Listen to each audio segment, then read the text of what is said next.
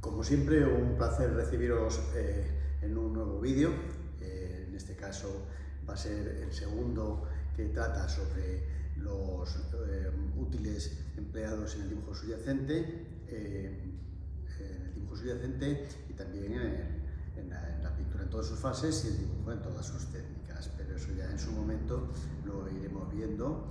Y ahora nos centraremos sobre todo en una serie de herramientas básicamente son de apoyo. Ya las vais a ver, son muy sencillas, algunas las podéis hacer y en cualquier caso lo que sí es cierto es que son todas tremendamente útiles. Entonces os sugiero que lo veáis y ya me contaréis. Si tenéis dudas, como siempre, me las podéis consultar sin ningún problema. Venga, entonces pasamos a lo que os interesa y me imagino que estáis deseando ver. Vamos a pasar ya a la explicación de este tema.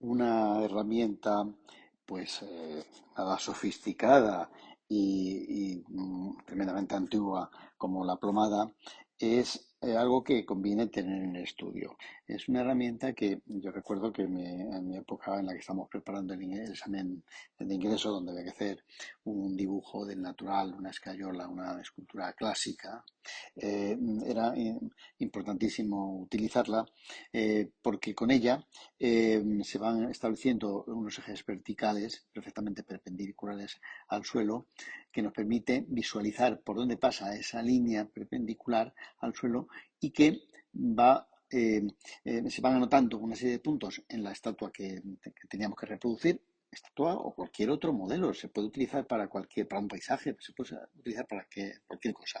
Nosotros lo utilizamos evidentemente para esa formación que tenemos que recibir muy potente, muy fuerte para poder optar a ingresar en la facultad, en un examen de ingreso bastante complicado. Pues bien, esta es una herramienta, como os digo, que es muy sencilla. Es una herramienta de albañilería, se pierde en el tiempo, se conoce como ya los egipcios y los griegos lo utilizaban para sus construcciones. Es muy barata, podéis comprarla ya hecha o podéis prepararos vosotros una a vuestro gusto. Lo único es utilizar un peso y un cordel fino y después a partir de ahí pues vamos tomando las medidas siempre con el brazo bastante estirado lo más que podáis. La perpendicularidad al suelo la tenemos garantizada por el peso que tiene el cordel y es aprender a manejarla, a familiarizarse con ella, pero insisto, es una herramienta que os aconsejo que tengáis porque para trabajar de natural os va a permitir visualizar muy bien determinados puntos del modelo que estéis copiando. Y esta es la plomada, el útil al que vengo haciendo referencia. Como veis, es muy simple. El peso que os comentaba, un cordel, puede ser más o menos fino, que no sea muy grueso. Este está bien, puede ser un poquito más fino.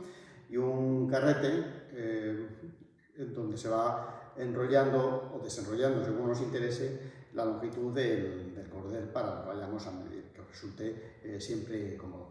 Su empleo es muy sencillo, lo único que tenemos que hacer es ponerlo, dejamos caer y eso nos va a garantizar siempre una perpendicularidad con respecto al suelo. Vamos mirando los puntos de coincidencia con esa línea marcada por el cordel con respecto al modelo y con una línea de apoyo previa que hemos realizado en el cuadro en el punto donde nos interesa, donde queramos medir esas coincidencias, vamos anotando los puntos de coincidencia. Después, lógicamente, nos vamos a ir arreglando también para establecer las proporciones con otras herramientas que os iré mostrando. Es muy barata esta herramienta, podéis comprarla ya hecha o podéis hacerla. Cualquier peso, una tuerca gruesa, cualquier cosa que tengáis por estudio os sirve. Ahora os voy a mostrar también cómo se puede utilizar en un modelo real. Fijaros como en esta imagen se ve perfectamente los puntos por los que va pasando el cordel. Es tangente en ese punto y pasa por la línea de apoyo. Si la figura fuese más compleja, pues habría muchísimos puntos de referencia. Esto, por supuesto, podemos irlo desplazando según nos interese. Todo esto esas medidas de forma proporcional, las iríamos tomando y las iríamos pasando a un eje que tendríamos en el soporte, donde estábamos haciendo el dibujo subyacente para luego realizar la obra. Y todas estas medidas se complementan con las que vayamos obteniendo de otras herramientas. Pero sobre todo, fijaros la exactitud y que tenemos garantizado el hecho de una línea absolutamente perpendicular al suelo, lo cual es muy importante. Si nosotros tomamos mediciones, como muchas veces veis con el lápiz, que es útil también, ¿no? Pero esta es muchísimo más eficaz. Siempre para trazar esas verticales. En el caso de las horizontales, pues ya utilizamos otros métodos. Conjuntamente a la regla normal y al juego de escuadra de cartabón, es muy interesante disponer de una regla en T. La de aluminio da unos resultados muy buenos y es muy sencillo construirla uno mismo. Es de una enorme utilidad para el trazado de paralelas y cuando tenemos que, sobre todo, hacer un trabajo de tipo arquitectónico que tenga muchas aristas, rectas, paralelas, perpendiculares, etcétera, pues hace más cómodo el trabajo, porque si estamos jugando en determinadas ocasiones con la escuadra de cartabón o combinada escuadra de cartabón con regla, hay desplazamientos y puede resultar un poco engorroso. Mientras que con este tipo de regla actúa como si fuese un paralés. Entonces lo apoyamos en el canto del tablero en el que estemos trabajando o del lienzo y lo vamos desplazando según nos convenga. Hemos tomado unas medidas previas, desde que tienen que estar esas líneas y después vamos trazando. Se apoya la regla en esa forma de T. Ahí veis en el reverso de la imagen como es un cuadradillo de aluminio sin más que va atornillado. Eso sigue, es importantísimo que se establezca una perpendicularidad absoluta, que comprobemos que forman los 90 grados necesarios para que podamos tener unas líneas absolutamente rectas y perpendiculares a los cantos del tablero. Según apoyemos en la parte superior del cuadro o en los laterales, trazaremos verticales o trazaremos horizontales. Insisto que es de una enorme utilidad este tipo de regla. Y es muy fácil fabricarla. Os voy a enseñar cómo se hace seguidamente en un vídeo, igual que os voy a dar algún dato más. Bueno, más que datos lo vais a visualizar. Igual que os comentaba con la regla en T de aluminio, también es aconsejable, yo utilizo en el estudio siempre una regla también en T, pero en este caso de metacrilato. ¿Qué ventajas tiene? Pues muy sencillo. Al ser un metacrilato transparente nos permite visualizar lo que tenemos debajo y en determinados trabajos eso es muy interesante. Es un poco lo mismo que os comentaba al referirme a una regla normal de metacrilato y la regla de aluminio que también os indicaba. Pues aquí pasa exactamente lo mismo. La otra también nos permitiría algún tipo de trazado también de corte, papeles apoyando en una mesa, insisto, como si fuese un paralés. Aunque el uso mayor es para el trazado de líneas en el cuadro. Y esta, como os comento, es una regla que es de una enorme versatilidad. Veis cómo se han trazado dos líneas perpendiculares, perfectamente perpendiculares entre sí, de la manera que yo os comenté al referirme a la de aluminio. También, bueno, deciros que en este caso la tela formamos pegando el metacrilato, tanto el que forma el brazo de regla como el que forma la T, pero en el caso del metacrilato hay que pegarlo con cloroformo. Vais a tener problemas para conseguirlo. Lo mejor es que en ese caso lo que es un taller que trabaja en el metacrilato y ellos mismos os lo peguen, por eso van a cobrar seguramente muy poco. La de aluminio no, la de aluminio es muy fácil hacerla y si no también en un taller de carpintería de aluminio la pueden hacer. El uso de ellas, la manera de utilizarla en el cuadro es el mismo que os voy a mostrar en el vídeo que sigue. En el caso de la regla de T, a la que he venido haciendo referencia, tenemos dos posibilidades. Una, utilizar una regla de T de aluminio anodizado, como os he comentado con anterioridad, y la otra, utilizar una regla de T de metacrilato. La diferencia fundamental o la utilidad que tienen las dos reglas es que esta transparente nos permite jugar con los trazados previos que tenemos en el proyecto y ver lo que hay debajo, visualizarlo. Y en el caso de la de aluminio es más resistente y esta, como veis, tiene una cierta flexibilidad y esta es bastante más resistente. La construcción de ellas es muy fácil. En el caso de la regla de metacrilato, tendremos que coger un taco de metacrilato, un listoncillo y una tira a modo de regla más o menos de estos anchos que veis. El problema se nos va a plantear en este punto, como ya os comentaba. ¿Por qué? Porque la forma de pegar el metacrilato es con cloroformo y eso no lo van a vender. Entonces es mejor que esto os lo hagan en una tienda o en un taller especializado en la manipulación del metacrilato. Pero vamos, que si no tenéis esta tampoco pasa nada, se puede suplir todo con esta otra, con la de aluminio. Su construcción es muy sencilla.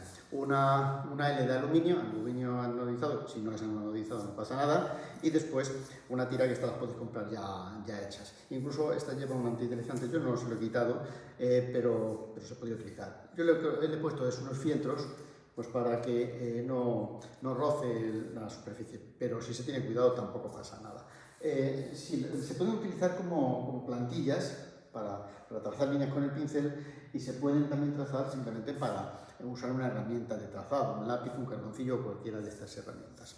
Siguiendo con la de aluminio, os comento, su fabricación es sencilla, la L, la tira y después, cuidando que forme un ángulo perfecto de 90 grados en estos puntos, por eso podéis utilizar un transportador de ángulos o una escuadra de carpintero.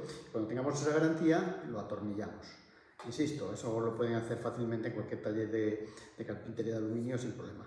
La longitud, pues bueno, yo tengo de varias longitudes. Tengo estas que os muestro, que es una longitud media, más bien ya larga, y después otra más pequeña, porque si no es muy incómodo en trabajos de pequeño formato utilizar la regla de T tan grande. La manera de emplearla es muy sencilla. Voy a cortar esto. Vamos a utilizar la de aluminio porque es más fácil. Y vamos a coger una herramienta de trazado cualquiera, un lápiz, por ejemplo. Yo aquí tengo hechos ya los ejes, así los hice. Entonces, se toman las medidas, si queréis, y trazamos esta primera. Yo lo estoy haciendo para que veáis que no, esto se puede hacer con la regla normal y corriente. Y situáis en los dos puntos de medición. Y entonces ya lo único que tenéis que hacer es trazar.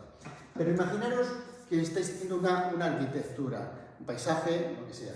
Entonces tenéis que trazar muchas líneas que sean paralelas o simplemente rectas. Lo único que tendremos que hacer, las verticales, apoyamos siempre, por eso la L, para garantizar que son paralelas, que nosotros vamos deslizando. Entonces simplemente con deslizar y haber tomado la medida, yo puedo ya trazar y voy trazando paralelas, por ejemplo al eje o a otras líneas verticales que puedan ir interesándome.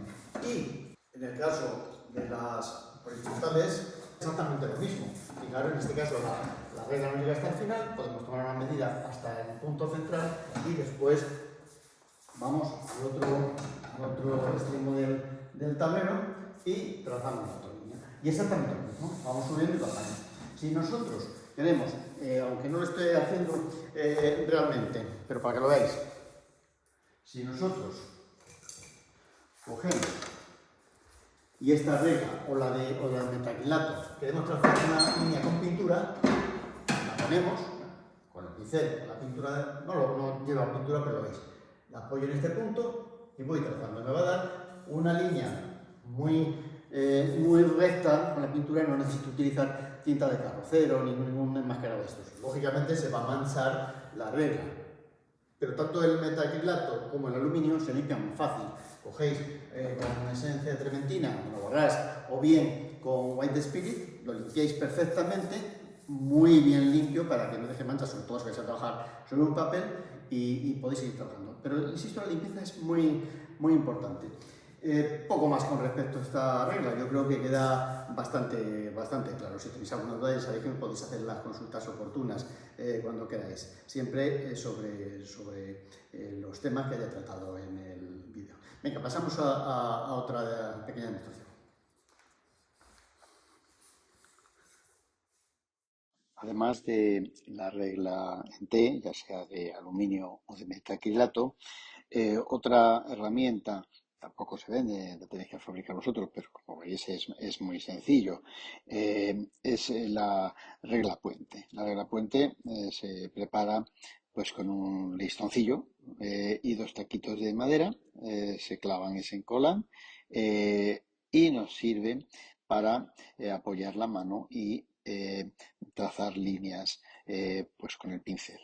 Apoyando la virola en el borde del listoncillo y desplazándolo nos permite trazar unas líneas rectas con pincel absolutamente perfectas con un poco de práctica. Se puede previamente haber trazado esa línea con una regla y con cualquiera de los instrumentos que estemos usando para el dibujo subyacente y posteriormente podemos, si vamos a repasar el dibujo, como os diré en su momento, con tinta china diluida, pues esta regla es muy útil para, sobre todo cuando se nos plantea el trazado de rectas.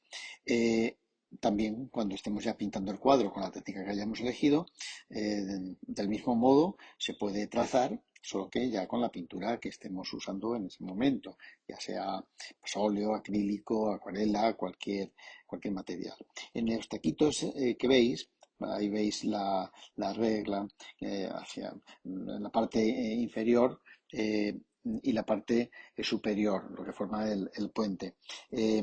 Es en esos taquitos que veis en la imagen de arriba, se pueden poner unos trozos de fieltro pegados. De esa manera, pues evitamos que se pueda dañar el papel o la superficie del cuadro. Pero vamos, como esto hay que mantenerlo siempre bastante limpio, tampoco es imprescindible. Yo generalmente lo pongo. En este caso no aparece en la imagen, pero bueno, yo generalmente lo pongo.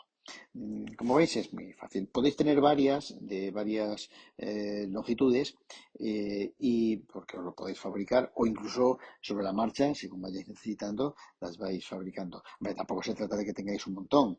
Yo trabajo con una que es muy pequeñita para pequeños formatos, otra de un tamaño intermedio y otra algo más grande. Tampoco conviene que sea mucho más allá de 60 o 70 centímetros, porque tiende a pandear y entonces resulta un poquito más complicado utilizarla. Pero vamos, que con experiencia se puede utilizar igual. Yo os he puesto la regla puente preparada con listoncillos, con madera, sencillamente para que os resulte más económico prepararla y más fácil, pero también se puede hacer con otros materiales, con un cuadradillo de aluminio o con cualquier otro material, con metacrilato. Si disponéis del material para poderlo pegar, ya os dije que no se puede pegar con cualquier material de metacrilato, tiene que ser el cloroformo. Entonces, pues yo creo que lo más sencillo es utilizar, como veis aquí, un listoncillo que no da ningún problema, se consigue fácil, es muy barato, en el estudio siempre tenemos algún retal y yo es lo que os aconsejo.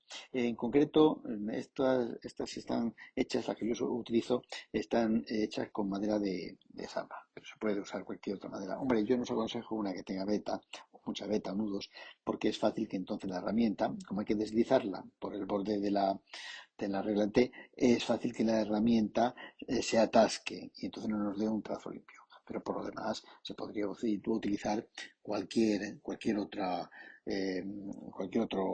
tipo de madera. Algo que no os he comentado es la altura que tiene que tener ese taquito, la altura que debe haber desde la superficie sobre la que vayamos a trabajar y la regla, la parte alta de la regla, lo que es el puente. Bueno, generalmente es suficiente con 1 centímetro, máximo 2, pero si vamos a utilizar eh, pinceles a lo mejor de un número alto, pues quizás podéis necesitar que haya también más altura en la regla puente. Eso es fácil, simplemente sustituir los tacos por otros más altos y ya está, como es lógico. Y bueno, y poco más sobre esta herramienta. Bueno, ahora paso a mostraros más en detalle algunas cuestiones sobre lo que ya os he comentado de la regla puente. Simplemente para que aclarar algunas dudas y veáis cómo se utiliza realmente. Como os comentaba, es muy sencillo, es el listón que veis, esta es una de las que yo utilizo y podéis ver aquí el taco que yo os digo. En este caso, el taquito está tomado de un cuadradillo, tiene 1 centímetro por 1 centímetro y se suma al grosor del listón que configura lo que es el puente. Con un poco de cola blanca de carpintero y un par de clavillos finos sin cabeza, pues se pueden pegar y clavar y ya la tenemos. Podemos tener una de estas dimensiones, no mucho más grande, por lo que os comentaba de que al apoyarlo puede pandear. Esta es de madera de samba, ¿no? Aunque lo he dicho con anterioridad, pero ahora no lo había comentado. Madera de samba es lo mejor, es una madera ligera, bastante estable, muy barata y muy fácil de manipular. Ya veréis que la vamos a utilizar para otras cosas. Pues como os decía, yo utilizo este tamaño, una un poquito más grande, pero vamos, este es un tamaño perfecto, esto debe tener unos 65 centímetros más o menos, o 70. Y luego utilizo también otra para trabajos más pequeños o para zonas que requieren más minuciosidad y entonces, como veis, esta que debe tener unos 25 centímetros más o menos, puede ser mayor, menor, de ahí da un poco lo mismo, eso ya lo que tengáis, lo que hayáis encontrado esta, pues he utilizado un listoncillo más fino, pero se puede utilizar todo el mismo grosor. Esta tiene más o menos 2 centímetros de ancho y de grueso tiene 1 centímetro. Pero, insisto, eso no es importante. Bueno, voy a mostraros cómo se utiliza. Lo voy a hacer sobre este propio tablero, que lo tengo ya preparado para un trabajo que voy a realizar próximamente. Los ejes que ya conocéis, que os he hablado otra vez de ellos, y sobre ellos os voy a indicar la forma de utilizarlo, ya sea en un dibujo sobre papel, aunque trabajemos en sentido horizontal, o como en este caso, que vamos a trabajar en sentido vertical. Y tanto, como os digo, si es para un dibujo, usar un lápiz de grafito o unos lápices de pastel o acuarela, o vamos a trabajar oro, en formatos más o menos grandes y con ese tipo de técnica, porque se pueden utilizar para todo. Sirven para trazado y sirven también para apoyo. Lo vais a ver seguidamente y de esa forma lo vais a entender mejor. Pues paso a comentaros cómo se hace. Voy a coger la herramienta. Como os decía, vamos a utilizar este soporte para haceros una pequeña demostración de cómo se emplea la regla puente. En este caso tengo trazado unos ejes, pero imaginaros que es un papel y está en sentido horizontal, pues íbamos a actuar exactamente de la misma forma. La regla puente, he usado ahora la pequeña, se puede utilizar, como os decía, tanto como apoyo para afianzar la mano, como para ayudarnos a trazar líneas rectas con la pintura o cuando estamos trabajando. En el caso de utilizarla como apoyo, lo que tenemos que hacer es apoyar la regla donde nos interesa. Si, por ejemplo, esto es una zona que está pintada y hay pintura al óleo que está fresca, pues nosotros lo ponemos de manera que no pise esa zona y podremos apoyarnos, sobre todo para trabajos de muchísimo detalle, podremos apoyarnos para trabajar en toda la zona que nos interese. Lo vamos moviendo. Si en algún punto tenemos que pisar alguna zona que esté fresca, lógicamente se va a manchar. Yo por eso esta no la tengo, bueno, esta que veis la he usado poco para pintura, la he usado mucho para dibujo y para acuarela, por eso la veis que está bastante limpia, aunque yo los materiales los mantengo siempre muy limpios. Y como os digo, vais moviéndola. Si fuese en sentido horizontal, pues sería exactamente lo mismo y vamos apoyando la mano, podemos desplazarla. En muchos casos sobre todo en los casos de mucha precisión, sustituye con ventaja al tiento, que es otra de las herramientas que ya en su momento os mostraré cómo es y cómo se utiliza. Por cierto, este tablero es el que aparece en el reciclado de la tela y que más adelante, en su momento, cuando tratemos de los aparejos, vais a ver todo el proceso de entelado, un proceso que puede ser interesante, sobre todo para los grandes formatos. Pero eso en su momento. Vamos entonces ahora a ver cómo se trazaría con el lápiz o cómo se trabajaría.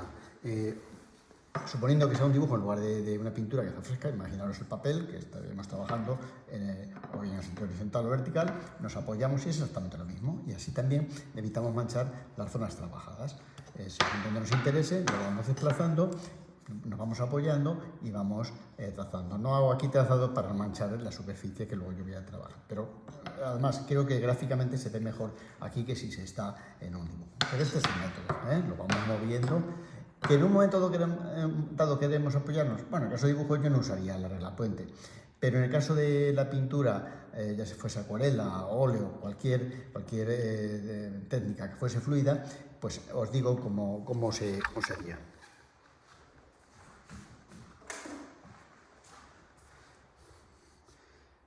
Por ejemplo, en el caso de un pincel tenemos dos fórmulas. O bien, nosotros si queremos trazar, apoyamos, como yo os decía, la virola en el borde de la regla puente. Cargamos de pintura y, como veis, hacemos el trazo que nos pueda interesar. Que queremos una cosa aún más precisa o que tenemos unas líneas previas ya dibujadas, como en el caso de los ejes, y queremos hacer una diferencia de color, imaginaros aquí negro y el gris que tenemos. Pues entonces lo único que tendríamos que hacer es poner la regla puente lo más paralelo posible y siempre por debajo, para poder ver la línea de origen, siempre por debajo, ajustamos perfectamente hasta que nos coincida y lo único que tenemos que hacer es apoyando, como veis, yo iría trazando con la pintura. No hay pintura aquí, evidentemente, que se nos mueva un poquito, no pasa nada. Iríamos trazando, iríamos moviendo según nos interesase o iríamos trazando en vertical. Eso ya según nos interesase. Pero siempre yo os aconsejo que la línea esté hacia afuera, la línea previa que tengamos dibujada. De esta forma, porque es más fácil controlarlo. Si lo hiciésemos al contrario, en cuanto tapemos, ya no lo vamos a ver y nos va a resultar más complicado usar la regla puente. Que en lugar de una línea no tenemos ninguna, que simplemente que nosotros queremos trazar líneas rectas, pero en distintas direcciones, sin un trazado previo de dibujo. Pues lo que os decía, en este caso ya simplemente es el punto de partida donde queremos llegar, el punto de llegada y trazando. Os insisto, este pincel no tiene nada, pero es para no manchar yo este tablero y yo creo que se ve mejor porque de esa manera veis el pelo, veis cómo apoyo la mano. Esta es una forma de cogerlo, fijaros, de esta manera más o menos y siempre apoyando la virola, lo veis en varias posiciones. Yo creo que con esto ya es suficiente. Si tenéis alguna duda, sabéis que me lo podéis preguntar. Bueno, creo que con esta pequeña demostración, ha quedado claro cómo se utiliza la regla puente. Insisto, si tenéis alguna duda, pues me lo podéis consultar en los comentarios para este vídeo o bien también en YouTube, como ya sabéis, cumpliendo las normas que conocéis o que si no las tenéis me las mandáis y yo os lo reenvío para que las podáis tener en cuanto a las condiciones para hacerme esas preguntas, sobre todo en Facebook. Y con esto terminamos este segundo vídeo dedicado a los materiales empleados para el dibujo subyacente.